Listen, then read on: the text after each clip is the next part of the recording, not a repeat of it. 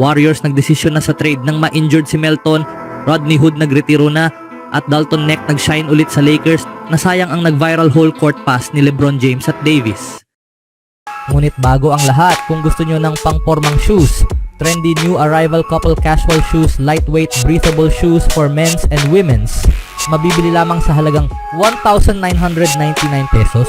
I-click lamang ang link sa comment section. Nagbigay ng misteryosong sagot ang executive ng Warriors nang tanungin tungkol sa mga usap-usapan ng trade. Bilang isang matagumpay na team sa malaking media market, palaging kabilang ang Golden State Warriors sa mga chismis tungkol sa trade. Hindi naiiba ang 2024, lalo na't napabalitang interesado ang Warriors kay Lauri Markkanen, Brandon Ingram at Jimmy Butler sa off-season. Sa kabila ng kanilang mainit na panimula, inaasahang maglalabas pa rin ang Warriors ng malaking puhunan para makakuha ng isang star na babagay kay Stephen Curry. Bagamat patuloy na gumagamit si head coach Steve Kerr ng malalalim na 12-man rotations, sa buong season may mga tanong tungkol sa kung gaano ito kapananatili. Gayunpaman, nanatili ang Warriors sa kanilang plano at kasalukuyang hawak ang nangungunang pwesto sa Western Conference. Matapos mapag-alamang hindi na makakapaglaro si DeAnthony Melton ngayong season dahil sa ACL injury noong Miyerkules, muling lumakas ang mock trades at chismis. Dito, sa wakas ay tumugon si General Manager Mike Dunleavy sa mga balita. Titingnan mo ang lahat ng posibleng option, paliwanag niya sa NBC Sports Bay Area noong Miyerkules. Tatawagan mo ang iba't ibang teams, hahanapin mo ang mga player na ito, pero hindi mo laging makukuha sila sa pamamagitan ng trade, kaya kailangan mong tingnan ang ibang paraan. Mukhang aktibo ang Warriors sa trade market batay sa sinabi niya. Sinabi rin ni Dunleavy na interesado siyang palibutan sina Steph Curry at Draymond Green ng mga tamang player, ngunit biglang nag-iba ang tono niya. Sa tingin namin, maganda ang pakiramdam namin sa team na nabuo namin sa pamamagitan ng free agency at higit pa roon sa paglago ng mga player mula sa loob. Dagdag niya, titignan natin kung saan ito hahantong, pero sa tingin ko gumagana ang plano. Kaya isa bang wala talaga siyang sinabi habang iniiwasan ang tanong? Hindi naman, dahil iminungkahin niyang bukas ang Dubs sa paggawa ng mga hakbang. Gayunpaman, bilang nangunguna sa conference, wala pa silang nararamdamang pagmamadali kahit na may masamang balita sa injury ni Melton. Speaking of Warriors, bagong NBA player na dapat isaalang-alang ng Golden State matapos ang balita ng injury. Noong Miyerkules, inanunsyo ng Golden State na si DeAnthony Melton ay hindi na makakapaglaro para sa natitirang bahagi ng season.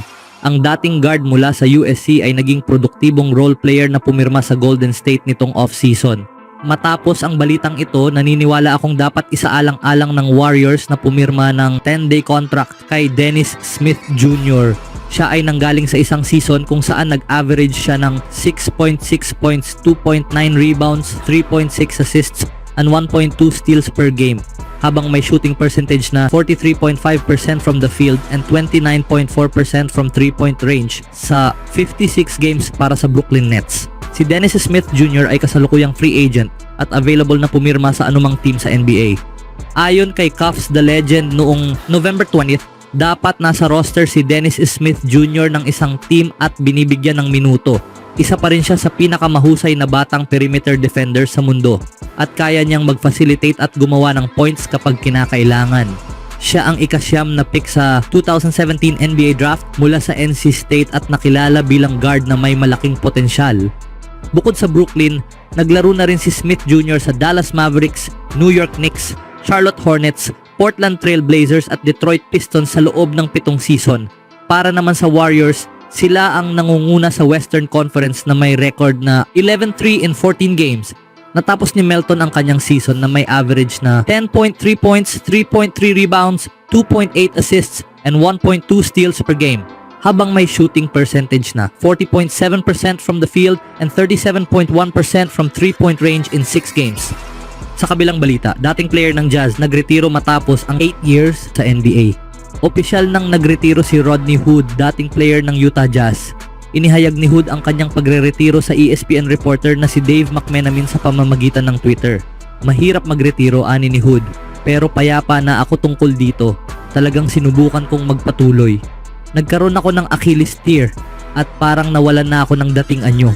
Nang gumaling ako, sinubukan kong maglaro muli sa G League nitong nakaraang tagsibol, pero nasaktan ulit ako. Parang sinasabi na ng katawan ko na kailangan ko nang mag-move on. Si Hood ay napili ng Jazz noong 2014 bilang ika-23rd pick overall. Ang first rounder mula sa Duke ay naging bahagi ng Salt Lake City hanggang sa 2018-19 season nang siya ay na-trade sa Cleveland Cavaliers. Nagkaroon si Hood ng ilang magagandang sandali sa Jazz, ngunit hindi siya naging player na inaasahan ng Utah nang siya ay piliin. Gayunpaman, nagkaroon si Hood ng solidong career na nag-average ng 10.4 points in 8 seasons. Binigyan si Hood ng mas maraming oportunidad ng Jazz nang umalis si Gordon Hayward papuntang Boston Celtics. Gayunpaman, sa huli, nawala ang kanyang pwesto sa starting lineup dahil sa pag-usbong ni Donovan Mitchell noong 2017. Ang pinakamagandang season ni Hood sa uniforme ng Jazz ay ang kanyang pangalawang season kung saan nag-average siya ng 14.5 points and 3.5 rebounds per game. Ang kanyang career high ay 32 points na naitala sa Utah noong 2016. Matapos ang kanyang panahon sa Jazz, naging bihasang manlalakbay si Hood sa iba't ibang team. Naging bahagi siya ng 5 iba't ibang prangkisa pagkatapos ng Jazz. Ang huling laro niya sa NBA ay noong 2022, ngunit nagkaroon din siya ng ilang maikling stints sa G League kamakailan. Sa huling balita, bagong rookie ng Lakers nagningning sa huling segundong pagkatalo sa Magic. Nagpakitang gilas ang rookie ng Los Angeles Lakers na si Dalton Knecht sa kabila ng masakit na pagkatalo nitong Huwebes ng gabi. Sa laban nila kontra Orlando Magic, muling naging mahalaga ang ambag ni Knecht, ngunit natapos ito sa huling segundong pagkatalo. Sa loob ng 38 minutes, bilang bahagi ng starting lineup, nakapagtala si Knecht ng 17 points. Pumapangalawa lamang kina Anthony Davis at LeBron James. Nag-shoot siya ng 7 out of 14 from the field at naipasok ang 3 sa kanyang 7 3-point attempts. Nagdagdag din siya ng 4 na rebounds at 1 assist. Nagpalitan ng scores ang dalawang team halos buong laro bago nag-lead ang Los Angeles sa huling minuto ng ika-4 na quarter. Gayunpaman, hindi sumuko ang Orlando. Nagpasabog si Franz Wagner ng isang mahalagang 3-point shot na nagbigay ng lead sa Magic 2.5 seconds bago matapos ang laro. Sa kabila ng pagkatalo, patuloy na ipinakita ni Knecht ang kanyang kakayahan.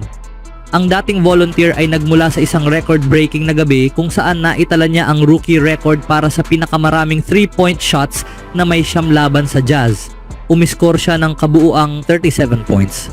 Pinakamarami sa Lakers, kabilang ang sunod-sunod na points mula sa late third quarter hanggang early fourth quarter. Ang team ay nanalo ng 6 na sunod na laro bago ito. Tied sila sa number 3 spot sa Western Conference kasama ang Houston Rockets, kasunod ng Golden State Warriors at Oklahoma City Thunder. Ito rin ang kanilang unang pagkatalo sa home court ngayong season. Para sa mga nakapanood ng laro ng Lakers na walang Knecht, malinaw na positibong puwersa siya sa tabi ni Davis. At higit lalo ni LeBron James na kilala sa kanyang mahusay na pasa. Si James ay nakapagtala ng 31 points, 10 rebounds, and 7 assists, habang si Davis naman ay gumawa ng 29 points, 9 rebounds, and 2 assists. Sa laro na ito, nasayang ang nag-viral na whole court pass ni LeBron James at Anthony Davis sa pagkatalo. Short rebound Davis. Long lead. LeBron's got it. He scores! Susunod na makakaharap ng Lakers ang kanilang karibal sa Western Conference, ang Denver Nuggets, na tila bumabalik na sa kanilang forma sa pangunguna ng mga kahangahangang laro ni Nikola Jokic. Maghaharap ang Lakers at Nuggets sa Sabado, November 23, 9:30 p.m. Ano ang masasabi niyo mga kaibigan? On my own, so I gotta get through it. And the only thing I know is to love what I'm doing. Never give up, never slow, till I finally prove it. Never listen to the no's, I just wanna keep moving. Keep my head up when I act, head up, that's a fact. Never looking back, I'ma keep myself on track.